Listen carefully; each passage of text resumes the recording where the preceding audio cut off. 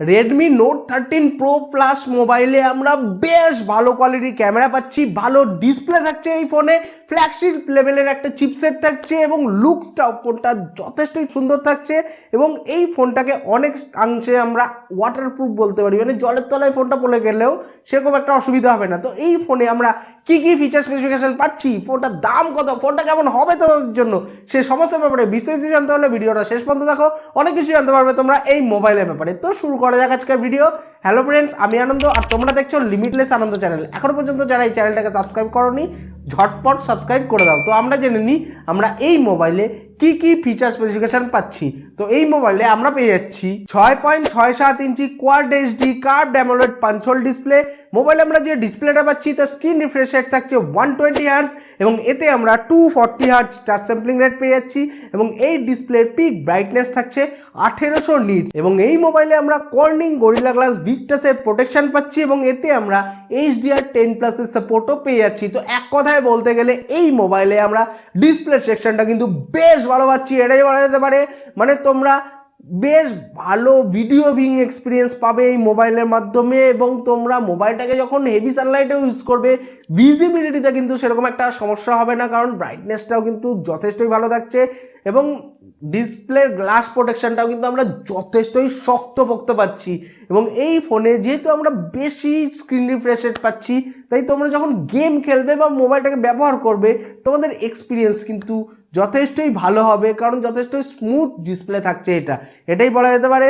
Looks wise যদি আসি, ফোনটা দেখতে কিন্তু বেশ প্রিমিয়াম করা হয়েছে, বেশ সুন্দর দেখতে করা হয়েছে। তোমাদের ফোনটা কেমন লাগছে অতি অবশ্যই আমাকে কমেন্ট করে জানাতে ভুলো না।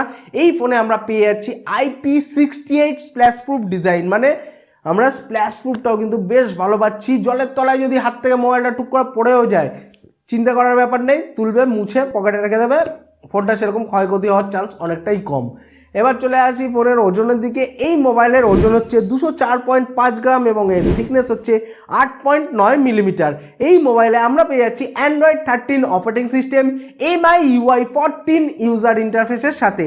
এবার আমরা সোজা চলে আসি এই ফোনের ব্যাটারির দিকে, জেনে নিই এই মোবাইলে আমরা ব্যাটারি কী পাচ্ছি। তো এই মোবাইলে আমরা পেয়ে যাচ্ছি 5000 mAh এর jumbo battery, 120 watt fast charging সাপোর্টের সাথে। মোবাইলে আমরা যে চার্জিং কানেক্টর পাচ্ছি সেটা USB Type-C আর এই ফোনের বক্সের সাথেও আমরা 120 ওয়াট চার্জার ফ্রি পাচ্ছি। এখনকার দিনে বেশিরভাগ কোম্পানি আমাদের চার্জারই প্রোভাইড করে না, সেখানে আমাদের এই মোবাইলের বক্সে এত ফাস্ট চার্জার আমরা পাচ্ছি, এটা কিন্তু আমার পার্সোনালি বেশ ভালো লাগলো এবং চার্জিং স্পিড এত বেশি যে তোমরা মোবাইলটা নিমিষের মধ্যে কিন্তু ফুল চার্জ করে ফেলতে পারবে। সাউন্ড কোয়ালিটির দিকে যদি আসি, এই ফোনের সাউন্ড কোয়ালিটিটাও কিন্তু বেশ ভালো থাকছে। মানে এই মোবাইলে আমরা ডুয়াল স্পিকার পাচ্ছি ডলবি অ্যাটমসের সাপোর্টের সাথে, মানে সাউন্ড কোয়ালিটিটাও কিন্তু ঠিকঠাকই থাকছে, এটাই বলা যেতে পারে। চলে আসি সোজা ফোনের সিকিউরিটির দিকে। সিকিউরিটির দিক থেকে দেখতে গেলে এই ফোনে আমরা পেয়ে যাচ্ছি ইন ডিসপ্লে ফিঙ্গারপ্রিন্ট সেন্সার এবং ফেস আনলকের ফেসিলিটি। মোবাইলটা আপাতত 3টে কালার ভেরিয়েশনে লঞ্চ করেছে, fusion black, fusion white and fusion purple. কোন কালার ভেরিয়েশনটা তোমাদের সবথেকে বেশি ভালো লাগছে অতি অবশ্যই আমাকে কমেন্ট করে জানাতে ভুলো না।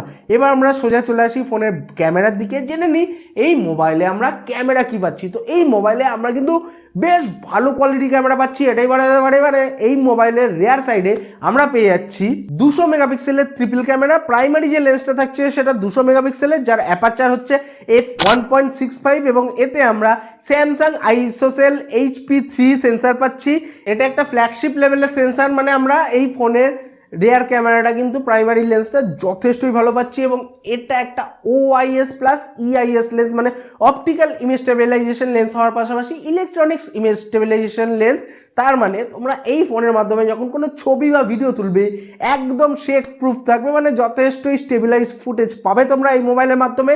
এরপরে আমরা পেয়ে যাচ্ছি একটা 8 মেগাপিক্সেলের আল্ট্রা ওয়াইড অ্যাঙ্গেল লেন্স এবং তারপর থাকছে একটা 2 মেগাপিক্সেলের ম্যাক্রো লেন্স এবং এই ফোনের ফ্রন্টে আমরা পেয়ে যাচ্ছি 16 মেগাপিক্সেলের সেলফি ক্যামেরা, যার অ্যাপারচার হচ্ছে f2.45।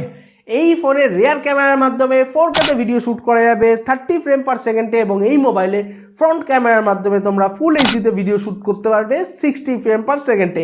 এবার আমরা সোজা চলে আসি এই ফোনের কানেক্টিভিটির দিকে, জেনে নিই এই মোবাইলে আমরা কানেক্টিভিটির কী কী ফিচার্স পাচ্ছি। তো এই ফোনে আমরা পেয়ে যাচ্ছি 5G, Wi-Fi 6 dual band, Bluetooth 5.3, dual 4G VoLTE, NFC এবং IR ব্লাস্টারের সাপোর্টও থাকছে এই মোবাইলে। মানে এক কথায় বলতে গেলে কানেক্টিভিটির প্রায় সমস্ত রকম ফিচার স্পেসিফিকেশনই আমরা পেয়ে যাচ্ছি এই মোবাইলে। এবার আমরা জেনে নিই এই ফোনের পারফরমেন্স কেমন, মানে এতে আমরা প্রসেসর কি পাচ্ছি। তো এই ফোনে আমরা পেয়ে যাচ্ছি মিডিয়াটেক ডায়মেনসিটি 7200 প্রসেসর। এটা একটা 4nm অক্টাকোর প্রসেসর যার ম্যাক্সিমাম ক্লক স্পিড হচ্ছে 2.8 GHz এবং এতে আমরা ARM Mali G610 MC4 GPU পাচ্ছি। তো এই ফোনের পারফরমেন্সের কথা বলতে গেলে এই ফোনে তোমরা বেশ ভালো গেম খেলতে পারবে, মাল্টিটাস্কিং করতে পারবে।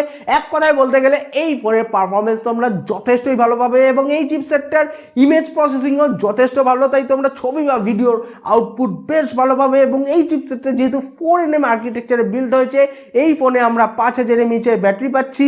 এই ফোনে অ্যামোলেড ডিসপ্লে থাকছে, তো সব কিছুর কম্বিনেশনে ব্যাটারি ব্যাকআপটাও কিন্তু আমরা বেশ ভালো পাবো, এটাই বলা যেতে পারে। এবং ফোনের প্রথমেই বলেছি যে 120 ওয়াটের ফাস্ট চার্জিং সাপোর্ট থাকছে, তো এই চার্জ শেষ হয়ে গেলেও বেশি সময় লাগবে না ভাই, ঝটপট তোমরা মোবাইলটাকে চার্জও করে ফেলতে পারবে।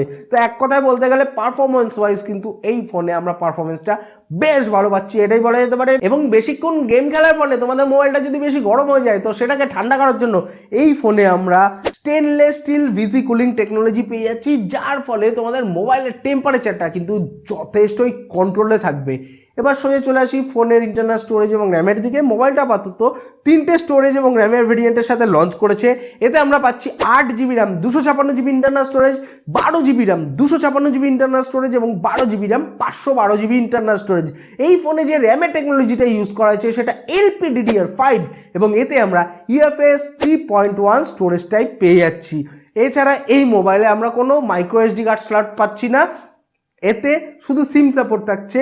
যদি মেমোরি কার্ডের সাপোর্ট থাকতো তাহলে একটু বেশি গ্রহণযোগ্য হতো আর তো মোবাইলটা। তোমাদের কি ধারণা যে মেমোরি কার্ডের সাপোর্ট থাকলে ভালো হতো না হতো না, অতি অবশ্যই আমাকে কমেন্ট করে জানিও। আমার মতে হাইব্রিড সিম কার্ড স্লটটাও যদি থাকতো তাহলে হয়তো একটু বেশি ভালো লাগতো। তোমাদের ধারণা কিন্তু আমি জানতে চাই, কমেন্ট করো।